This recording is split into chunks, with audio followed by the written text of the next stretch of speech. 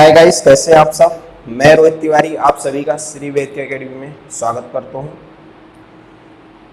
आज से हम लोग पॉलिटी स्टार्ट करने वाले हैं। भारतीय संविधान, भारतीय राज्य व्यवस्था को का आज पहला वीडियो है, फर्स्ट चैप्टर है। बिल्कुल स्टार्टिंग से स्टार्ट करूंगा। मैं आपको पहले बता दूं कि पूरा सिलेबस चैप्टर वाइज सीरियल से हर एक चीज कवर कराया जाएगा। आपको चैप्टर वाइज देखना है, लेक्चर वाइज आपको डिटेल डाल दिया जाएगा। आपको वहां से चैप्टर वाइज सीरीज से देखेंगे, प्रॉपर तरीके से हर एक चीज समझ में आने वाला है। तो हम आज फर्स्ट चैप्टर पढ़ेंगे, भारतीय संविधान का संवैधानिक विकास। जो हमारा आज भारतीय संविधान है, जिस पर आज पूरा लोकतंत्र, भारत एक लोकतांत्रिक देश है। जो मेरा एक देश है, भारत देश है, वो एक रूल और रेगुलेशन फॉलो करता है, वो है अपना भारतीय संविधान। उसका विकास कैसे हुआ, किस क्रम में भारतीय संविधान का विकास हुआ, वो चीज़ हम लोग आज पढ़ने वाले हैं। चलिए, इसको स्टार्ट करने से पहले सर्वप्रथम आपको थोड़ा सा बेसिक चीज़ जानना बहुत ज़रूरी है। फिर हम लोग एक्ट्स पे आते हैं। उसके पहले की थोड़ी बातें आपको जानना बहुत जरूरी है, जिससे आप उसको अंडरस्टैंड अच्छे से कर पाएंगे।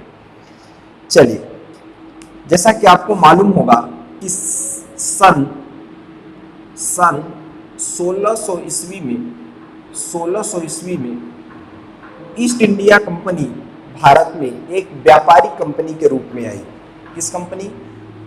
किस रूप में आई? व्यापारिक कंपनी के रूप में आई। और ये एक ब्रिटिश कंपनी थी। ईस्ट इंडिया कंपनी एक ब्रिटिश कंपनी थी। ये भारत में 15 साल के लिए, स्टार्टिंग में 15 वर्ष के लिए भारत में व्यापार करने के लिए आई। इस समय पर यहाँ की जो महारानी थी, महारानी एलिजाबेथ।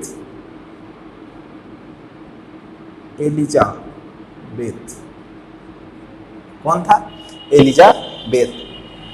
तो जब वो भारत में एक व्यापारिक कंपनी के रूप में आई और 15 साल व्यापार करने के बाद 15 साल के बाद जब वो व्यापार करता गया, धीरे धीरे व्यापार बढ़ता गया और वो व्यापार को विकासशील बना दिया, विकसित करते गए। फिर क्या हुआ कि वो व्यापारिक कंपनी के साथ साथ वह एक प्रशासक बन जाती है। कंपनी एक प्रशासक बन जाती है और वह भारत पर अपना शासन स्टार्ट कर देती है, शासन करना स्टार्ट कर देती है।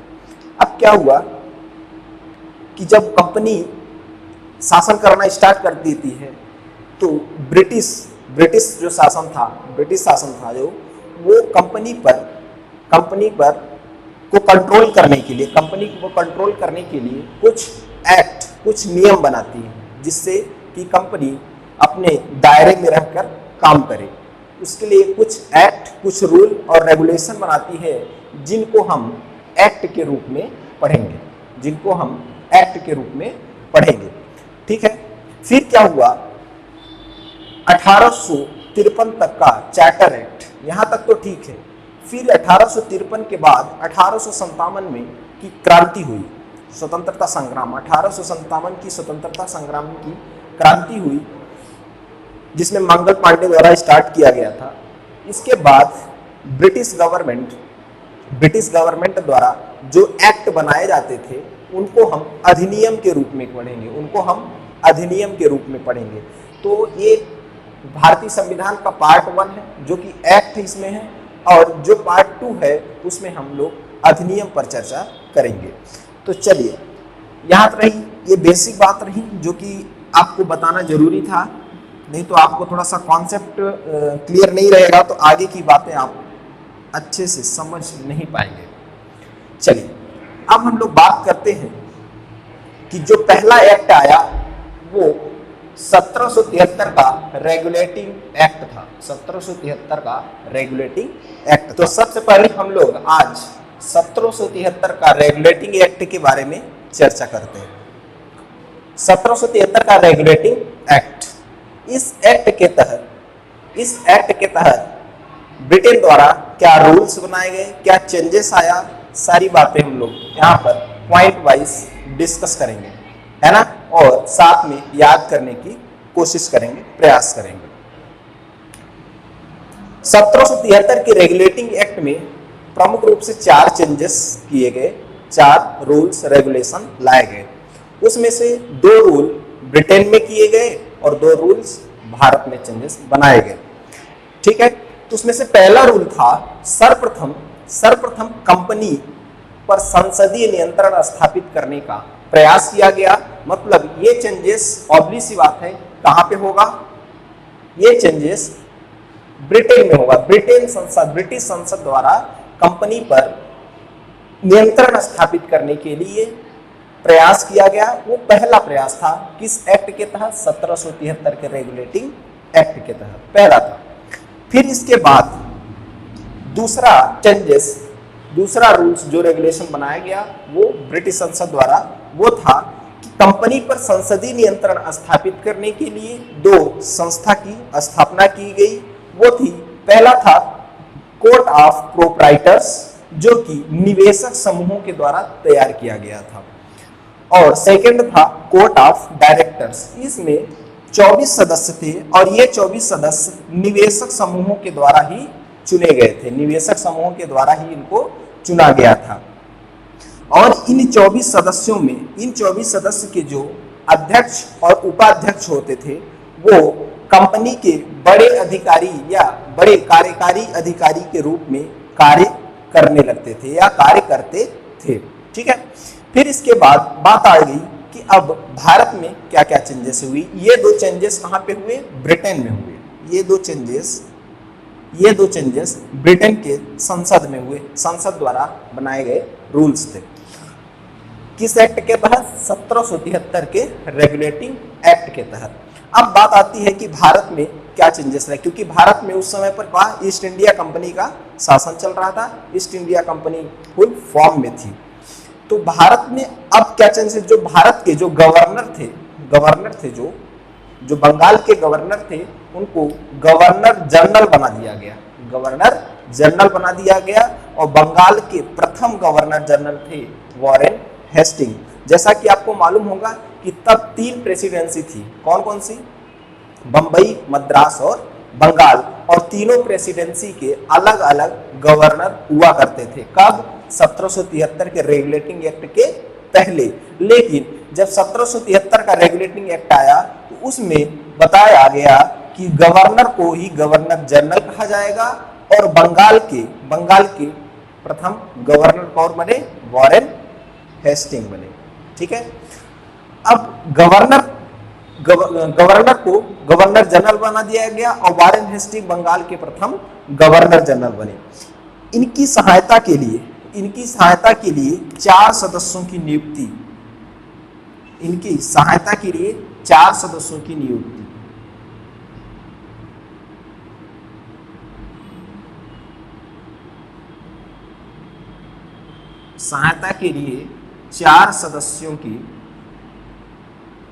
नियुक्ति की गई। तो 4 सदस्य ये हो गए और एक गवर्नर जनरल हो गए। कुल मिला के कितने सदस्य हो गए, 5 सदस्य हो गए। और बहुमत के आधार पर निर्णय लिया जाने लगा कि मतलब जिधर बहुमत ज्यादा होगा उधर वही रूल पास होगा, वही रूल माना जाएगा, वही समर्थन के आधार पर। अब यहीं से देखिए, यहीं से अगर देखा जाए तो एक्चुअली अपना जो संविधान है, भारत का जो संविधान है, जो हमारी संसद है, पार्लियामेंट है, वो समर्थन और बहुमत के ही आधार पर चलती है। ठीक है, समर्थन और बहुमत के आधार पर ही चलती है। सेम अगर देखा जाए तो बहुमत और समर्थन जो शब्द है वो कहाँ से स्टार्ट किया गया है, 1773 के रेगुलेटिंग एक्ट से। यही मूल बेस, यहीं से देखा जाए तो है ना, समर्थन और बहुमत का। अब बात आ गई कि सहायता के लिए 4 सदस्य थे, एक गवर्नर जनरल, टोटल 5, और बहुमत के आधार पर निर्णय लिया जाने लगा। अब टोटल कितने सदस्य थे? 4। तो मान लीजिए कि अगर 2 इधर हो जाते हैं, 2 इधर, तो एक बचा कौन? Governor general. अब गवर्नर जनरल जिधर शिफ्ट हो गया वही बहुमत क्या हो जाएगा? पारित हो जाएगा। अगर इधर हो गया तो ये, और इधर हो गया तो ये। लेकिन इसी में से एक केस और हो सकता है कि मान लीजिए कि अगर इधर 3 हो गए और इधर 1 हो गए और ये बचे गवर्नर जनरल, तो गवर्नर जनरल अगर इधर जाते हैं, अगर मान लीजिए गवर्नर जनरल जाते हैं इधर, तो भी ये वाला रूल पास नहीं होगा, क्योंकि इनको भी यहाँ पे 2 ही लोग हो जाएंगे और इधर ऑलरेडी 3 है। तो इस तरह से इनका समर्थन के आधार पर निर्णय लिया जाने लगा। ठीक है, अब आगे की ओर चलते हैं कि सेकंड रूल्स क्या हुआ।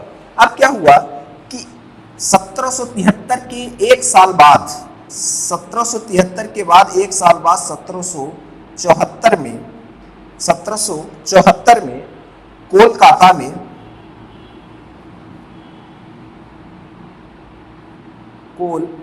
में सर्वोच्च न्यायालय की स्थापना, सर्वोच्च न्यायालय की स्थापना की गई। और प्रथम न्यायाधीश जो थे सर्वोच्च न्यायालय के, वो थे Sir Elijah Impey. Sir Elijah Impey.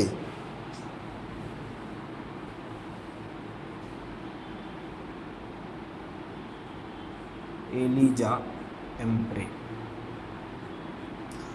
अब इनकी सहायता के लिए 3 अन्य न्यायाधीश की नियुक्ति की गई। इनकी सहायता के लिए 3 अन्य न्यायाधीशों की भी नियुक्ति की गई। तो बहुत सिंपल था, ये था आपका 1773 का रेगुलेटिंग एक्ट। इसमें कुछ नहीं है, 4 पॉइंट हैं जो कि आपको बहुत अच्छे से याद करना है। 4 पॉइंट में से 2 पॉइंट कौन से हैं? 2 चेंजेस कहाँ पे आई? ब्रिटेन के द्वारा संसदीय नियंत्रण स्थापित करने के लिए 2 रूल्स बनाए गए। पहला रूल्स तो वही है, वो नियंत्रण स्थापित करने का पहला प्रयास किए। ठीक है। दूसरा चेंज हुआ, तो प्रयास किए, तो प्रयास करने के साथ साथ उन्होंने 2 संस्था का निर्माण किया। एक कोर्ट ऑफ प्रोप्राइटर्स, जिसमें निवेशक समूह थे, तथा दूसरा court of directors. Court of directors में कुल 24 सदस्य थे और वो 24 सदस्य निवेशक समूहों के द्वारा ही, समूहों में से ही चुने गए थे।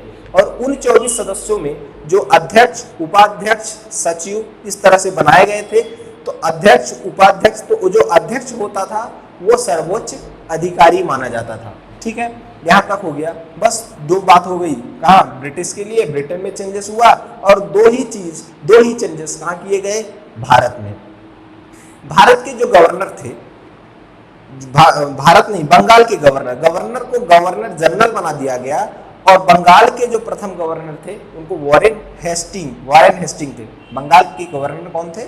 Governor general. बंगाल के प्रथम गवर्नर जनरल कौन बने? Warren Hasting. और वॉरेन हेस्टिंग मतलब गवर्नर जनरल की सहायता के लिए उनके मंत्रियों की जरूरत थी, सहायता के लिए, निर्णय के लिए, है ना। तो उनकी सहायता के लिए 4 सदस्यों की नियुक्ति की गई। तो 4 सदस्य प्लस 1 गवर्नर जनरल को मिला के टोटल 5 सदस्य हुए। फिर इसके बाद क्या हुआ? 1773 के बाद 1774 में कोलकाता में सर्वप्रथम सर्वोच्च न्यायालय की स्थापना की गई। सर्वोच्च न्यायालय की स्थापना करने के बाद जो उनके प्रथम न्यायाधीश थे वो थे सर एलिजा इम्प्रे, तथा सर एलिजा इम्प्रे न्यायाधीश थे। और न्यायाधीश की सहायता के लिए 3 अन्य न्यायाधीशों की भी नियुक्ति की गई। बस इतना था आपका 1773 का रेगुलेटिंग एक्ट। अब हम लोग बात करेंगे 1784 का पिट्स इंडिया एक्ट।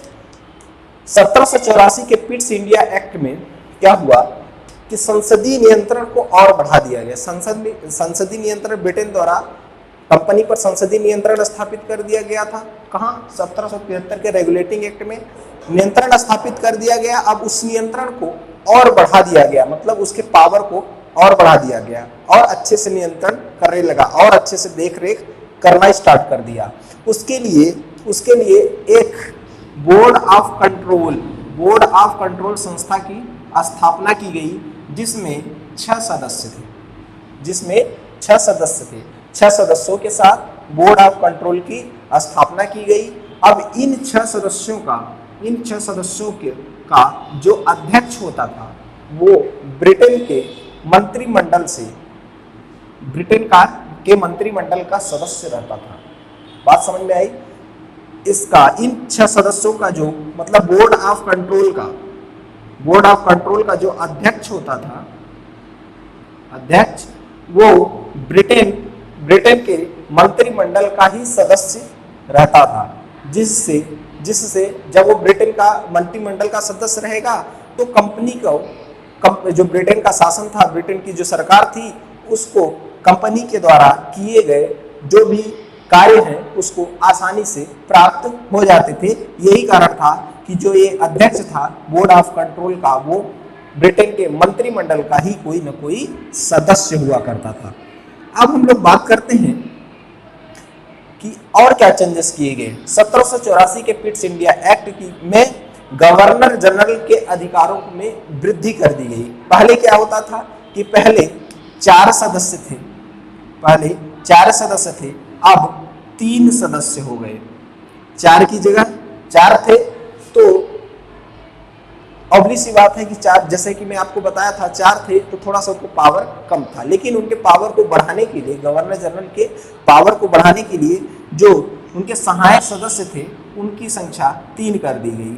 अब देखिए यहाँ पे अगर इधर 2 हैं, इधर 1 है, और ये हो गए आपके गवर्नर जनरल। अब गवर्नर जनरल को थोड़ा सा पावर ज्यादा है, वो इधर चाहे तो इधर जाएंगे तो ये वाला एक्ट पारित हो जाएगा, इधर जाएंगे तो ये वाला, मतलब इनको थोड़ा सा पावर ज्यादा मिल गई है 3 सदस्य होने से। यही कारण है कि 4 सदस्य की जगह अब 3 सदस्य नियुक्त किए जाने लगे। ठीक है, इस तरह से गवर्नर जनरल के पावर को थोड़ा सा यहाँ पर बढ़ा दिया गया और समर्थन के आधार पर वो कोई भी डिसीजन लेने के लिए स्वतंत्र थे। यह हो गया आपका पिट्स इंडिया एक्ट। अब हम लोग आगे बात करते हैं 1786 का संशोधन, एक छोटा सा संशोधन हुआ था, उस अधिनियम के तहत हम लोग बात देखते हैं कि क्या हम लोग 1786 का संशोधन अधिनियम पे बात करते हैं। यह कार्नवालिस के संबंध में लाया गया, मतलब कार्नवालिस के संबंध में, मतलब उस समय के गवर्नर जनरल कौन थे? Lord Cornwallis. 1786 का जब संशोधन अधिनियम हुआ तो उस समय पर गवर्नर जनरल कौन थे? लॉर्ड कार्नवालिस थे। गवर्नर जनरल को मुख्य सेनापति घोषित किया गया, मतलब जो कंपनी के सेना लोग थे, जो कंपनी के सोल्जर्स थे, जो कंपनी का प्रोटेक्शन डिपार्टमेंट था, उनके जो मुख्य हेड थे, उनको गवर्नर जनरल को बना दिया गया। किस संशोधन के तहत? 1786 के संशोधन अधिनियम के तहत। मतलब लॉर्ड कॉर्नवालिस उस समय पर कौन थे? गवर्नर जनरल थे, और गवर्नर जनरल को मुख्य सेनापति घोषित कर दिया गया, मतलब सेनाओं का भी प्रमुख कौन रहेगा? गवर्नर जनरल रहेगा। ठीक है, नेक्स्ट पॉइंट अब बात करते हैं। अब बात आ गई परिषद की। परिषद में जैसे मैं आपको बताया था कि पहले 4 थे, फिर गवर्नर जनरल के पावर को बढ़ाने के लिए 3 सदस्य लाए गए। अब ये बहुमत के आधार पर ये डिसीजन लेते थे, लेकिन अगर ये डिसीजन लेते हैं जो, उसको रद्द करने का अधिकार किसको दिया गया? गवर्नर जनरल को दिया गया। गवर्नर जनरल उसको चाहे तो रद्द कर सकता था। ठीक है, इस अधिनियम के तहत। चलिए अब हम लोग बात करेंगे नेक्स्ट 1793 का चार्टर एक्ट।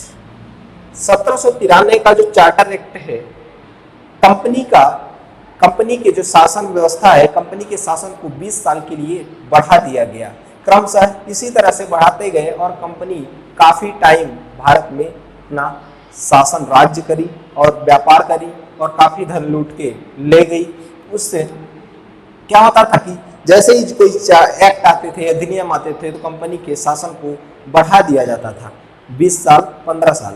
तो इसी तरह 1793 के चार्टर एक्ट के तहत भी कंपनी के शासन को 20 साल बढ़ा दिया गया। 20 साल के लिए कंपनी शासन को 20 ईयर्स 20 वर्ष के लिए बढ़ा दिया गया। ठीक है, कंपनी के शासन को 20 वर्ष के लिए बढ़ा दिया गया तथा बंगाल के गवर्नर जनरल,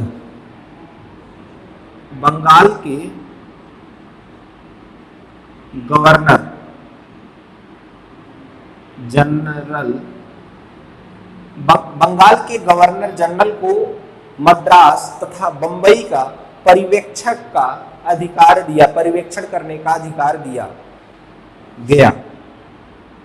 बंबई तथा मद्रास,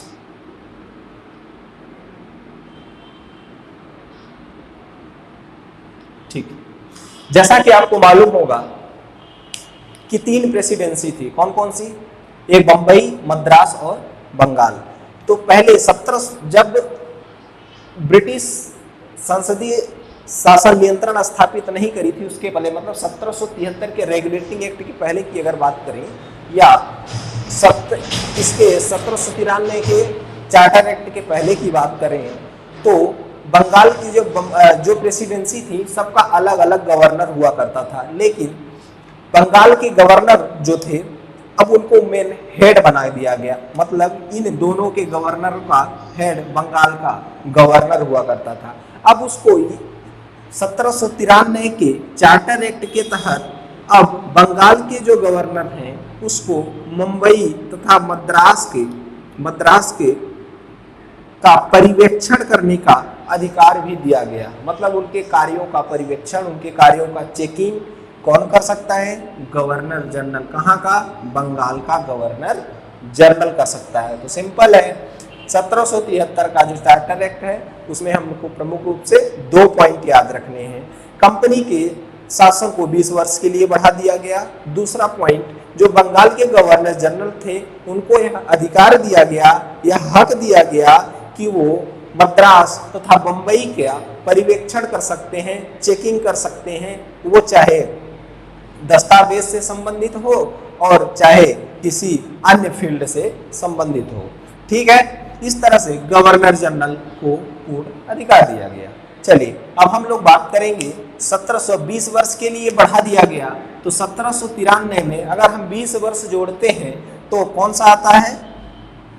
1813। इसमें 20 वर्ष बढ़ा दीजिए, 1813 का अपना चार्टर एक्ट। 1813 के चार्टर एक्ट में क्या क्या हुआ और यहीं पे पढ़ लेते हैं। 1813 का चार्टर एक्ट,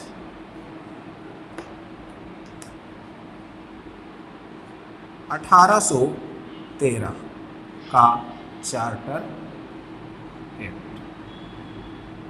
ठीक है, अब इस एक्ट के तहत क्या क्या हुआ वो बातें हम लोग जानते हैं। अब क्या हुआ कि कंपनी पर जैसे ही 1813 का एक्ट आता है 20 साल बाद, तो कंपनी के शासन को 20 वर्ष के लिए पुनः बढ़ा दिया गया था। कंपनी शासन व्यवस्था को पुनः 20 वर्ष के लिए बढ़ा दिया गया था। ठीक है, दूसरा पॉइंट, ये तो समझाने की बात नहीं है क्योंकि 20 वर्ष के लिए बढ़ा दिया गया कि इसका मतलब है कि कंपनी अब 20 साल और अपना व्यापार करेगी, शासन चलाएगी। सेकंड पॉइंट, कंपनी के व्यापारिक एकाधिकार को समाप्त कर दिया गया चीन तथा चाय को छोड़कर। अब इसका मतलब क्या होता है? व्यापारिक एकाधिकार,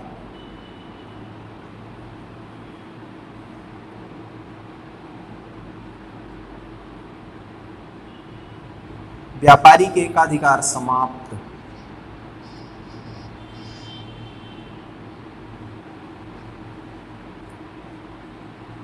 चीन और चाय को छोड़कर।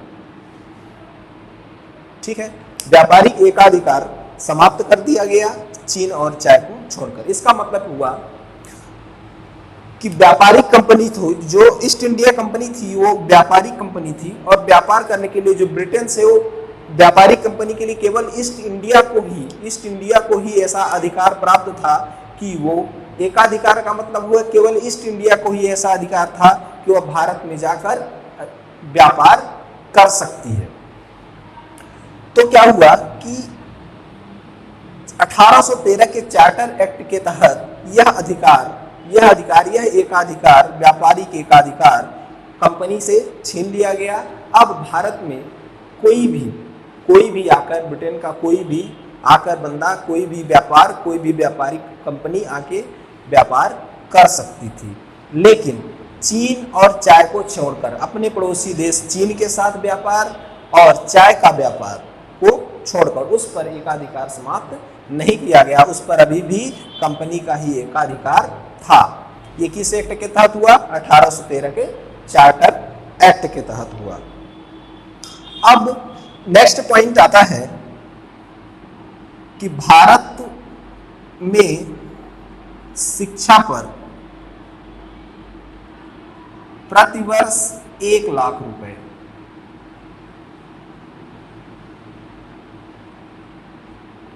भारत में शिक्षा पर प्रतिवर्ष 1 लाख रुपए कंपनी द्वारा खर्च करने का प्रावधान रखा गया। हालांकि कंपनी का एक ही मोटिव था कि वो भारत से पैसा कमाए और चली जाए, लेकिन अब भारत में के लोगों को कुछ न कुछ सहानुभूति देना पड़ेगा। वो एक तरह से उसका एक यह मोटिव नहीं था कि भारत में एजुकेशन को बढ़ावा देना है या कुछ विकास करना है, उसका एक कोई मोटिव नहीं था। उसका एक ही मोटिव था कि इनको सहानुभूति देकर इनसे माल कमाना है। तो भारत में शिक्षा के लिए कंपनी द्वारा प्रतिवर्ष 1 लाख रुपए खर्च करने का प्रावधान 1813 की चार्टर एक्ट के तहत लाया गया। अब आगे का पॉइंट देखते हैं कि ईसाई मिशनरियों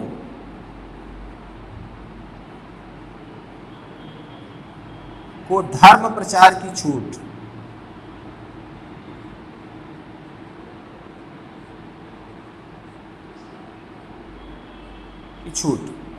ईसाई मिशनरी, ईसाई धर्म के जो धर्म प्रचारक होते हैं, जो अपने धर्म का प्रचार प्रसार करते हैं, किसी संस्था के द्वारा, किसी सत्संग के द्वारा जो धर्म प्रचार करते हैं ईसाई धर्म के लोग, उसको ईसाई मिशनरी कहते हैं।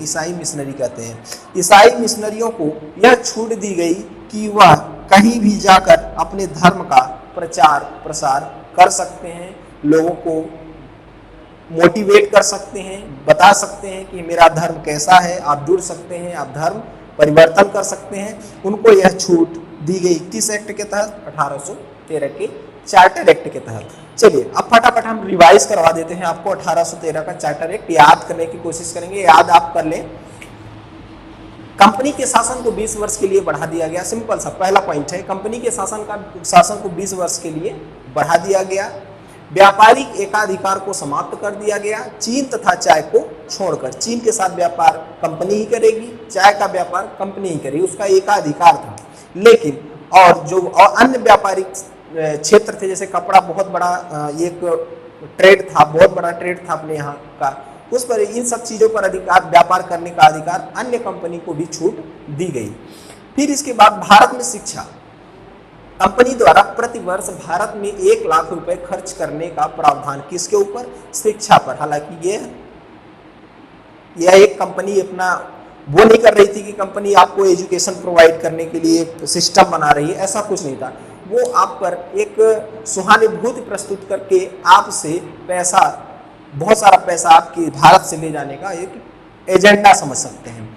ईसाई मिशनरी, ईसाई धर्म के जो धर्म प्रचारक होते हैं ईसाई मिशनरी कहलाते हैं। वो अपने धर्म प्रचार के लिए उनको छूट दी गई, वो कहीं भी जाकर धर्म का अपने प्रचार प्रसार कर सकते थे, संस्था के माध्यम से, ग्रुप के माध्यम से, संघ के माध्यम से, कैसे भी कर सकते थे। ये था अपना 1813 का चार्टर एक्ट। बस 4 बातें याद है, 3 बातें प्रमुख हैं। एकाधिकार चाय चीन को छोड़कर समाप्त कर दिया गया। भारत में शिक्षा पर 1 लाख रुपए प्रतिवर्ष कंपनी खर्च करेगी। ईसाई मिशनरियों को धर्म प्रचार के लिए छूट गई। बस 3 से 4 पॉइंट्स हैं, अच्छे से याद हो गए। चलिए 1813 में अगर हम 20 वर्ष बढ़ाते हैं तो क्या आएगा? 1833 का चार्टर एक्ट। अब इस एक्ट के तहत क्या क्या हुआ वो चीज हम लोग यहाँ पे डिस्कस करने वाले हैं, 1833 का चार्टर एक्ट। ठीक है, अब जैसे ही 1833 का चार्टर एक्ट आया तो पहला पॉइंट वही कि कंपनी के शासन को 20 वर्ष के लिए पुनः बढ़ा दिया गया, पुनः 20 वर्ष के लिए कंपनी के शासन को पुनः 20 वर्ष के लिए बढ़ा दिया गया। ठीक है, दूसरा पॉइंट देखेंगे, कंपनी के शासन को 20 वर्ष के बढ़ाने के साथ जो चीन के साथ और चाय का जो व्यापारिक एकाधिकार 1813 के चार्टर एक्ट में समाप्त नहीं किया गया था, वो भी 1833 के चार्टर एक्ट में समाप्त कर दिया गया। तो यहां से क्वेश्चंस पूछे जा सकते हैं। यहां से क्वेश्चन कैसे बनेंगे कि कंपनी का व्यापारिक एकाधिकार किस एक्ट के तहत समाप्त किया गया। अगर व्यापारिक एकाधिकार पूछता है तो आप क्या बताएंगे, 1813 के चार्टर एक्ट के तहत। अगर ये कहता है कंपनी का पूर्ण व्यापारिक अधिकार किस एक्ट के तहत समाप्त किया गया, तो वो फिर आएगा 1833 का चार्टर एक्ट। दोनों में बहुत अंतर है। इस टाइप के क्वेश्चन यहाँ से बनेंगे। अब चीन के साथ और चाय का व्यापार खत्म कर दिया गया। नेक्स्ट पॉइंट आएगा, जो सरकारी नौकरी व जाति धर्म वर्ग के आधार पर सरकारी नौकरी के चयनों में भेदभाव समाप्त कर दिया गया। जाति धर्म के आधार पर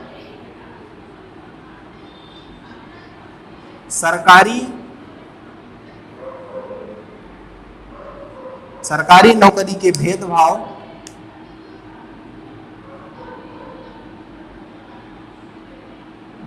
समाप्त।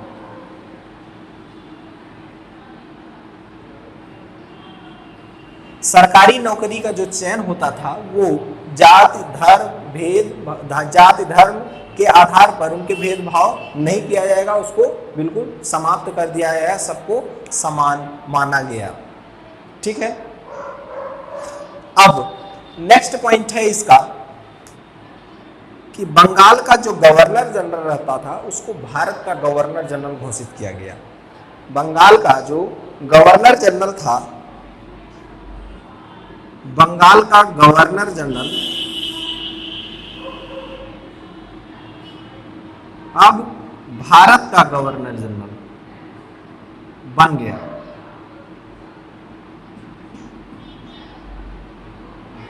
जो बंगाल का गवर्नर जनरल था अब उसी को भारत का गवर्नर जनरल घोषित किया गया। ठीक है, भारत के प्रथम गवर्नर जनरल कौन थे?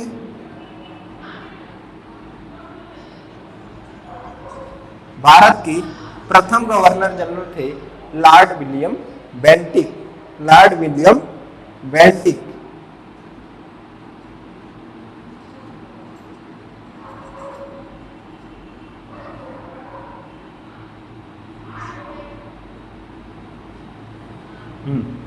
भारत के प्रथम गवर्नर जनरल कौन थे? तो लॉर्ड विलियम बेंटिक भारत के प्रथम गवर्नर जनरल थे। चलिए, अब इसका एक नेक्स्ट पॉइंट आएगा। अब आप फिर से हम लोग चलते हैं कहां पे? परिषद में। परिषद में कितने सदस्य पहले थे? 4। फिर 4 के बाद 1784 का जब पीट्स इंडिया एक्ट आया उसमें 4 की जगह 3 सदस्य रखे गए। लेकिन अब हम लोग बात करते हैं परिषद की, तो 1833 के चार्टर एक्ट के तहत परिषद में क्या चेंजेस आया? परिषद में एक विधि सदस्य को जोड़ा गया। विधि सदस्य, विधि मतलब होता है विधि सदस्य को जोड़ा गया। विधि सदस्य एक कानूनी सलाहकार के रूप में कार्य करता है। कानूनी सलाहकार किसी भी परिषद, गवर्नर जनरल को किसी भी कानून से संबंधित सलाह दे सकता है ना? कानून से संबंधित किसी भी प्रकार का वो सलाह दे सकता है और उनके व्यक्तित्व के साथ वो बातचीत करके अपना एक सीट ले सकता है। अब ये प्रथम विधि सदस्य किसे रखा गया, तो ये थे मैकाले। ये बहुत फेमस क्वेश्चन है। प्रथम विधि सदस्य के रूप में किन्हें सदस्यता दी गई, तो वो थे मैकाले। मैकाले को प्रथम विधि सदस्य का दर्जा दिया गया था। लेकिन अब विधि सदस्य में देखो, अब यहाँ 1833 के चार्टर एक्ट के बाद अगर हम बात करें अब परिषद की, तो क्या होगी? 3 लोग थे जो कि गवर्नर जनरल की सहायता के लिए, प्लस एक गवर्नर जनरल और प्लस एक विधि सदस्य। तो अब टोटल कितने हो गए? 5 लोग। लेकिन इसमें 5 लोगों में से इनको वोट देने का अधिकार नहीं है। किसको? विधि सदस्य को वोट देने का अधिकार नहीं है। केवल एक सदस्य के रूप में कार्य करेंगे, एक सलाहकार के रूप में काम करेंगे। ठीक है, चलिए, ये था अपना पॉइंट। अब एक पॉइंट इसमें और है, उसको हम भी देख लेते हैं। परिषद के बारे में देख ले कि एक विधि सदस्य को जोड़ा गया। प्रथम विधि सदस्य कौन थे? मैकाले।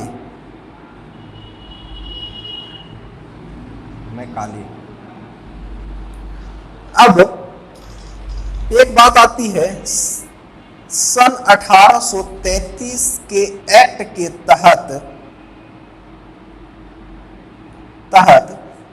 दास प्रथा पर रोक लगाई। अब हम लोग देखेंगे 1853 की क्रांति, 1853 का चार्टर एक्ट। 1853 के चार्टर एक्ट में देखेंगे कि 1853 के चार्टर एक्ट के तहत क्या पॉइंट्स निकल के बाहर आते हैं। हम लोगों ने 1773 का रेगुलेटिंग एक्ट पढ़ा था, उसमें देखा था कि कंपनी पर संसदीय नियंत्रण स्थापित करने के लिए कंपनी द्वारा 2 संस्था का निर्माण किया गया था, एक कोर्ट ऑफ प्रोप्राइटर्स, एक कोर्ट ऑफ डायरेक्टर्स।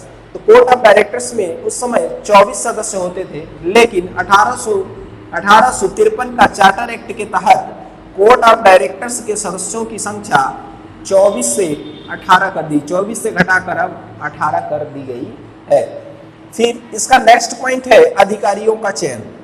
अधिकारियों का जो चयन होता है इस एक्ट के चार्टर एक्ट के बाद, 1853 के चार्टर एक्ट के बाद जो अधिकारियों का चयन हुआ वो प्रतियोगी परीक्षाओं के माध्यम से चयन होने लगा।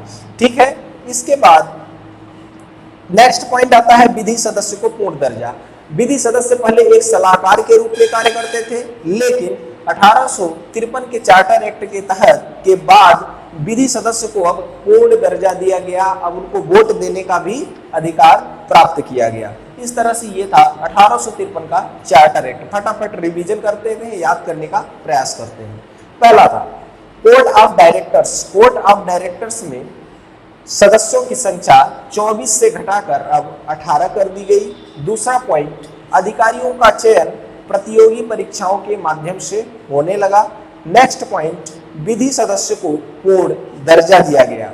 ठीक है, इस तरह से हम लोगों ने एक्ट्स को पढ़ लिए। जितने एक्ट थे 1853 से लेके 1773 से लेकर 1853।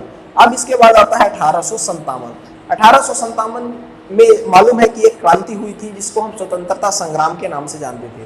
1857 की स्वतंत्रता संग्राम के जो प्रणेता थे वो मंगल पांडे थे। उन्होंने चर्बी लगे कारतूसों से भरने से इनकार कर दिया और उत्तेजित होकर अधिकारियों पर गोली चला दी, जिससे यह क्रांति स्टार्ट हुई। और फिर इसके बाद, इस क्रांति के बाद ब्रिटिश शासन द्वारा कंपनी के लिए जो रूल्स बनाए जाते हैं, जो एक्ट्स बनाए जाते हैं, उसको हम अधिनियम के रूप में पढ़ेंगे। अब उसके लिए हम नेक्स्ट वीडियो बनाएंगे। नेक्स्ट वीडियो में, नेक्स्ट लेक्चर में हम लोग उसको देखने वाले हैं। ठीक है, जय हिंद।